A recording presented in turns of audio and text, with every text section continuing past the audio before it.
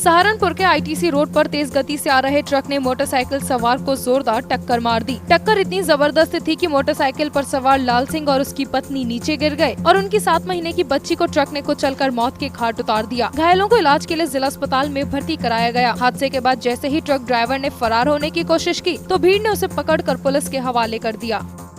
ये यहाँ पर अभी एक ट्रक के साथ में एक बाइक पर आ रहे थे, एक आदमी था, महिला थी, बच्चा था, उनका एक्सीडेंट हुआ। तीनों के बहुत चोटें आई हैं, तो उसी में ही तत्काल ट्रक को यहाँ से हटा दिया गया, थाने पहुँचा दिया गया है और आरोपी ड्राइवर को अरेस्ट कर लिया गया है और जो घायल है उनको हॉस्पिटल पहुँचा दिया गया है। बिहार के छपरा में एक बड़ा हादसा हुआ है। यहाँ लोदीपुर चिरांद गांव के नजदीक गंडक नदी पर निर्माणाधीन छपरा आरा पुल के पास हुए इस हादसे में 4 लोगों की मौत हो गई। हादसा तब हुआ जब डूबी हुई एक नाव को निकाल रही क्रेन का लिफ्टर टूटकर वापस नाव पर ही गिर पड़ा। क्रेन के लोहे के ढांचे की चपेट में आने से मौके पर ही 4 लोगों की मौत हो गई, जबकि 3 लोग घायल हो गए। मरने वालों में पुल निर्माण एजेंसी का एक गार्ड भी शामिल है। पिलर नंबर 46 और 45 और 46 के सामने नदी में नाव डूब गया था, बालू लदा हुआ। और वो बालू वाला नाव को निकालने के लिए एक क्रेन लेकर के किसी ने दिया होगा, लेकर के निकाला लोग। अब उसी निकालने के दरमियान में क्रेन का बूम पर टूट गया, उसी में दब के लोग।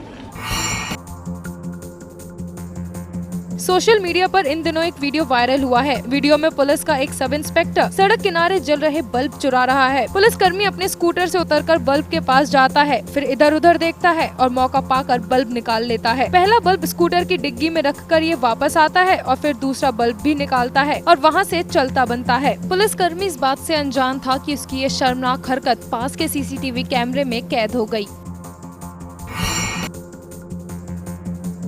मंगलवार को सूबे के लोक निर्माण मंत्री शिवपाल यादव ने मेरठ में 28 करोड़ की विभिन्न विकास योजनाओं का लोकार्पण और शिलान्यास किया। साथ ही योजनाओं को तेजी से पूरा करने के लिए संबंधित विभागों के अफसरों के साथ सर्किट हाउस में बैठकर दिशा निर्देश भी दिया। स्मार्ट सिटी के मुद्दे पर शिवपाल यादव ने कहा कि मेरठ को स्मार्ट सिटी बनाना चाहिए। इसके लिए प्रदेश सरकार पूरा सहयोग करेगी। लोक निर्माण मंत्री ने मोदी सरकार पर निशाना साधते हुए कहा कि केंद्र सरकार लगातार उत्तर प्रदेश की अनदेखी कर रही है।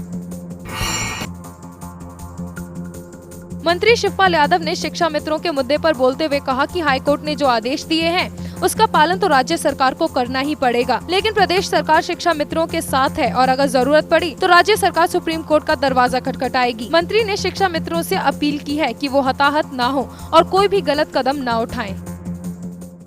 शिक्षा मित्रों के साथ हमेशा सरकार उनके जो भी साथ रही है। अब हाईकोर्ट के आदेश का तो पालन करना है, लेकिन हम अभी कैबिनेट होगी तो हम लोग बैठ के उस पर गंभीरता से उस पर विचार करना है।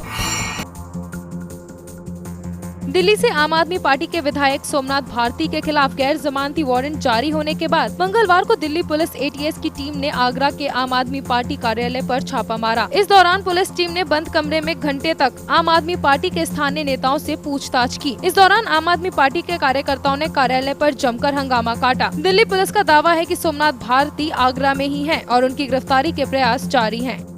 दिल्ली के अंदर एक मुकदमा दर्ज हुआ है सोमनाथ भारती जी के खिलाफ, तो उनकी तलाश के लिए हम लोग यहाँ रखे हैं और उसी में तफ्तीश कर रहे हैं हम लोग। क्या तफ्तीश में अब तक क्या सामने आया? अब ये सूचना मिली है कि उनकी लोकेशन आगरा में कहीं है, इसी एरिया में कहीं छुपे हुए हैं, तो इसीलिए हम लोग यहाँ पर आ रखे हैं। देहरादून के एक नामी ग्रामी कॉलेज में पढ़ने वाली छात्रा ने नशे में धुत होकर ऐसा उत्पात मचाया कि हर कोई दंग रह गया। देहरादून की सड़कों पर यह हाई वोल्टेज ड्रामा लगभग 2 घंटों तक चला। इस दौरान लड़की ने पुलिस वालों को जमकर गालियां दी। काफी देर बाद पुलिस ने बामुश्किल लड़की को काबू कर मेडिकल के लिए भेज दिया। बताया जा रहा है कि लड़की उत्तर प्रदेश के बागपत के किसी बड़े घर से ताल्लुक रखती है। तो प्रथम दृष्टया जो जानकारी मिली है कहीं ना कहीं वो इंटॉक्सिकेशन में लग रही है, नॉर्मल उसका बिहेवियर नहीं है। जो उसकी एटीट्यूड रहा है, जो उसकी बात करने का लहजा, जो शब्दों का प्रयोग है, वो कहीं से भी नॉर्मल नहीं है एक महिला के लिए। तो अभी मेडिकल कराने के बाद इसके जो और भी जानकारी करने के बाद जहाँ पर वो रह रही वहाँ को बुलाया गया है। तो मुझे लगता है जो बिहेवियर है उसके कारण के जानना ज़्यादा जरूरी है, क्योंकि एक महिला इस तरह से पब्लिक वे में बिहेव कर रही है, साथ पुलिस कर्मियों के साथ भी अभद्रता कर रही है, उस कारण के जानने की कोशिश की जा रही है।